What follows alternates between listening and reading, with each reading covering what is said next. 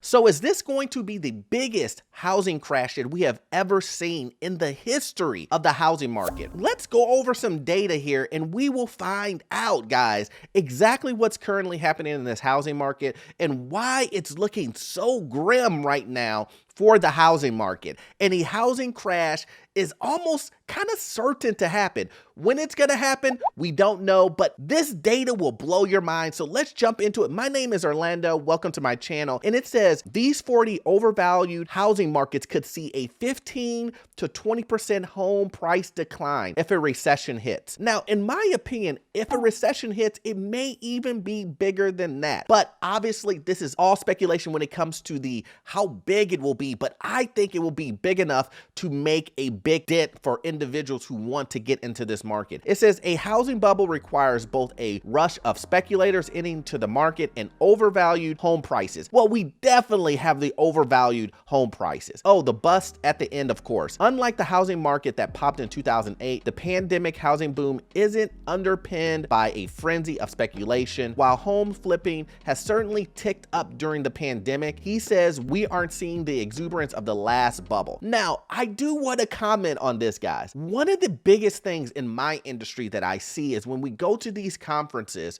and I go to see what all of the other individuals who are in lending, the bigger banks, are wanting and what are they asking for. And currently what banks and lenders are asking for, such as myself, is you want 1 to 4 unit residential investment properties. And everybody is gobbling these up and selling these on the secondary market, guys. Now, this is very, very big, and I'm going to try to make this as simple as possible. Back in 2008, when we had a lot of speculators into it, a lot of people were buying homes, had 8, 9 homes in what they called these liar loans, where you wouldn't have to show anything to qualify for these loans. Well, the same thing is starting to happen with residential, right? And residential 1 to 4s investment properties. We're starting to see that exact same mentality happening, and it's getting packaged up in the billions, guys. Billions and billions and billions of dollars of loans are getting packaged and sent to the secondary market, Wall Street, and these guys cannot eat enough of this. They have a hunger that is unsatisfied when it comes to these homes. Now, once the underwriting for these type of loans, they're not the best type of underwriting, right? And they are looking for flip and fixes by the billions and billions if they could. And so this reminds me of 2008. Where there was just this ridiculous amount of secondary market in one concentrated area. And that's what we're seeing today. A lot of individuals may not see this because they're not in the industry that I am in when it comes to lending, but I see it every day, all day. And it's been that way for the last 16 months. 16 months of gobbling up 1 to 4 investment properties, and it's going to fall from the sky, guys. I'm telling you, it's going to be a falling knife that no one wants to catch. No one's going to take the risk of catching that falling knife when it falls. I can't see it being super absorbed, but then again, we have to see how this plays out. Now, I didn't mean to bore you with that, but that is very important, guys, because you may not see that on your side, on the consumer side, but on the lender side, I see it so much. And it's going to be a big, huge factor that I think it's going to catch a lot of people off guard and blindside them. So is the coast clear? Well, not so fast. U.S. home prices are up 37% over the past 2 years, a bubble. The research finds that we're once again amid a historic overvalued housing market. Well, I mean, yeah, of course we're overvalued, but like I always say, every video that I post, I get these guys coming into my comment section continue to tell me we're going to continue to get 37% year over year. Let's see what we do this year. Are we going to get 37% this year, next year, go up? I mean, by the time that about 5 years happens, we should all be billionaires if you own a home. But these guys continue to think that, but like she's saying, like this economist is saying, yes, we're in a overvalued market and it has to come down. Everything cannot go up forever, and we know this because we're currently in a downturn. Moody's gave Fortune exclusive access to some data. It says the firm aimed to find out whether fundamentals, including local income levels, could support local home prices. The findings, though the first quarter of 2022, national house prices are overvalued by 24.7%. That's up from the fourth quarter of last year. Moody determined that national home prices were overvalued by 20.9%. Man, oh man, that is crazy. Let's be clear. It doesn't mean Moody's Analytics thinks that U.S. home prices about to drop 24%. Instead, what this means is that home prices are historically speaking priced very high relative to household incomes. Now, here's the thing, guys. We talk about this all the time about prices continue to go up,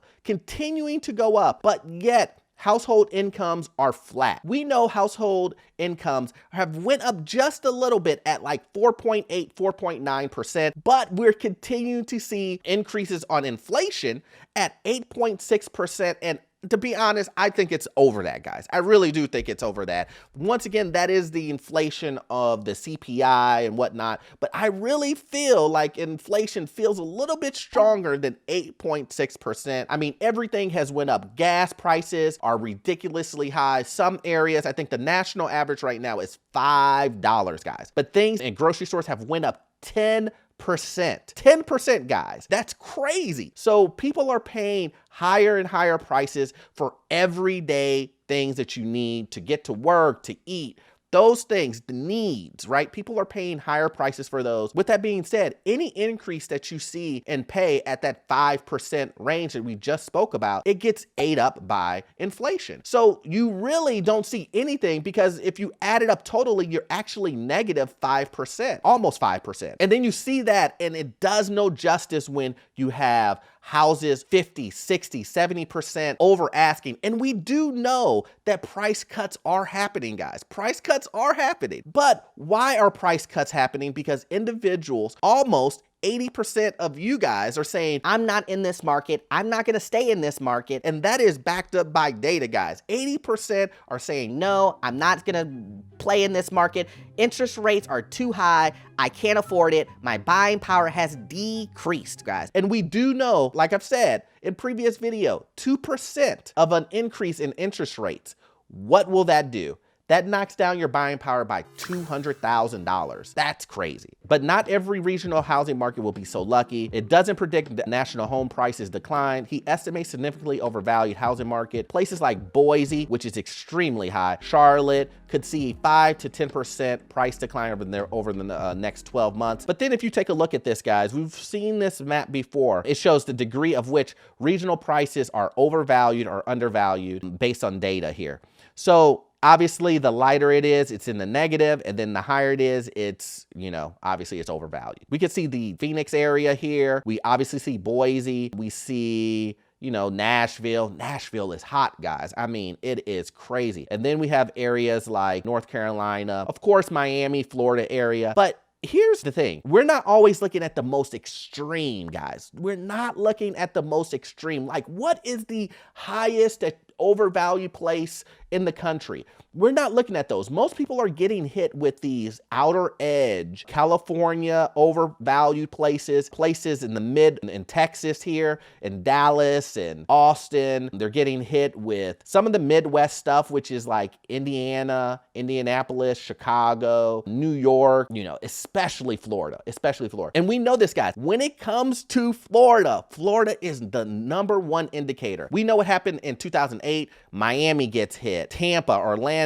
Then it goes on to San Francisco, California, those areas. Las Vegas gets trampled. We see all of these areas, and the same thing will happen this time. There is no difference. I'm telling you guys, these areas will get hit hard, especially the coasts. The coasts are the areas where people want to live, the weather, the Sun Belt area. Those areas people love to live in. Those places have the highest demand, but will get hit the hardest. And there will be deals to be had in these areas, guys. There really will be. It's just a patience game. It really is. It's among 413 regional housing markets measured by Moody. The firm deemed 96% are overvalued. Simply put, nearly the entire country has housing prices that are higher than the underlying fundamentals. Yeah, that makes sense. I mean, if income doesn't support the higher prices, who's going to buy the homes? You guys are saying I'm out of the market and I'm not gonna buy these homes, I'm just gonna go ahead and continue to stay renting, then I think that's a good idea. Patience in this game right now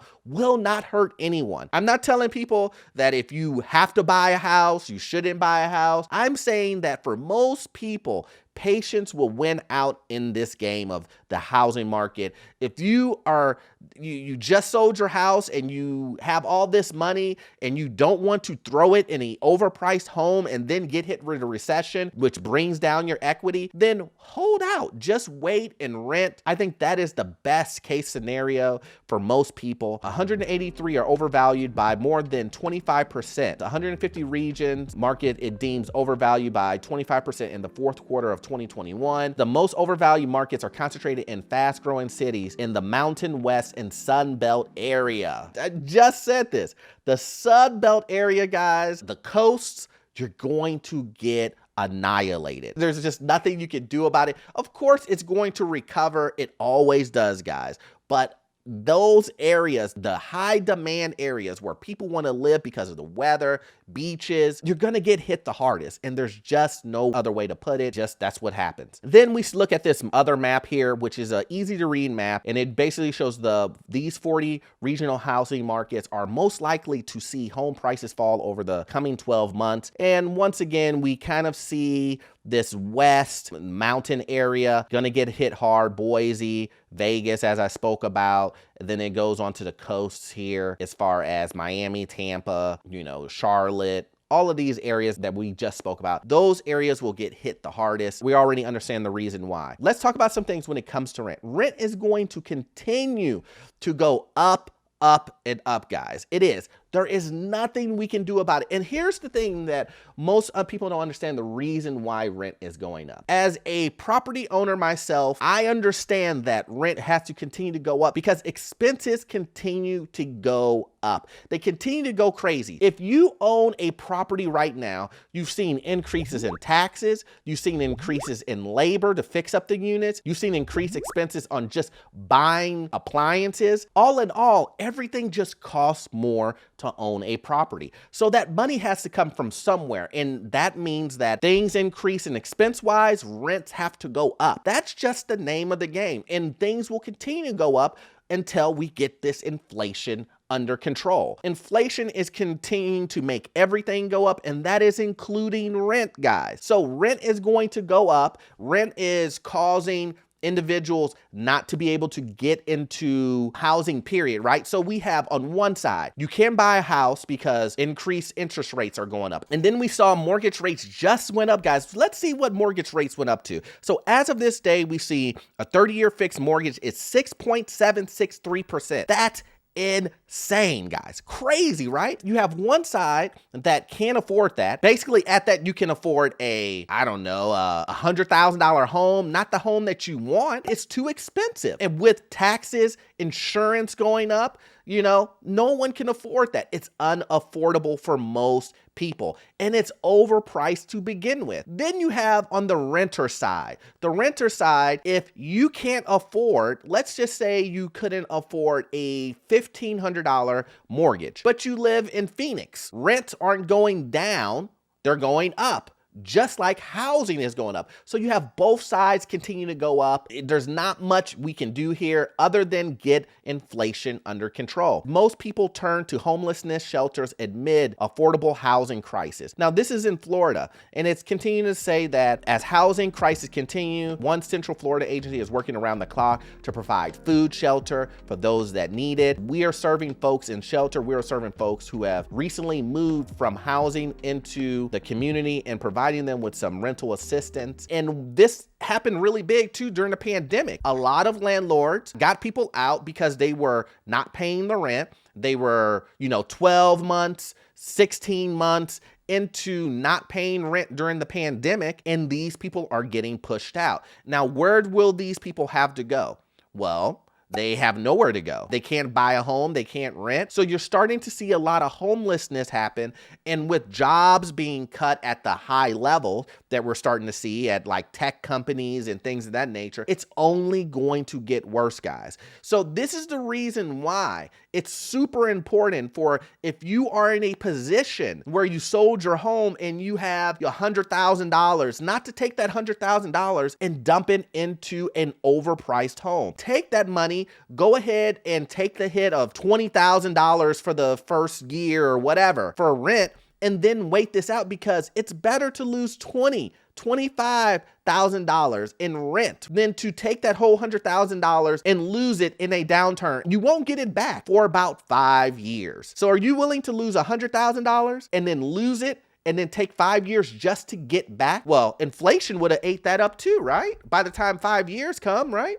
I don't know. It's a tough call. Rent prices continue to rise per consumer price index, not likely to slow soon, experts say. Inflation soared in May. The CPI all over indexes, which is 8.6% for the 12 months ranging from May 2021 to May 22, the largest 12-month increase since December 1981. According to the Consumer Price Index, or CPI, it's continued to go up and up, guys. I'm not going to read this whole entire thing, but it's basically saying that rents will continue to go up since inflation is so high. It's fairly simple. We get inflation under control, everything else will go down, including rents stabilizing. I'm not saying rents will go down, they will stabilize, guys. So there's a difference between decline and stabilization, and rents will stabilize. So instead of you thinking of rents going from $1,800 down to $1,200, just think that they'll stabilize at that $1,800 and won't go up as rapid as they currently have. That's just what's going to happen. So really be prepared, guys. So at the end of the day, will we have a housing crash that is the biggest that it will be in history? Well, only time will tell, guys. I would be crazy to tell you that I knew exactly it was going to be this catastrophic, destroy everybody life, event, which I don't know. I do know that we're going to have a crash. How big and how disastrous it will be, I don't know. But I can tell you that it will be a recession, which means, and there will be a crash, which means there will be a decline. Will there be great deals to be had?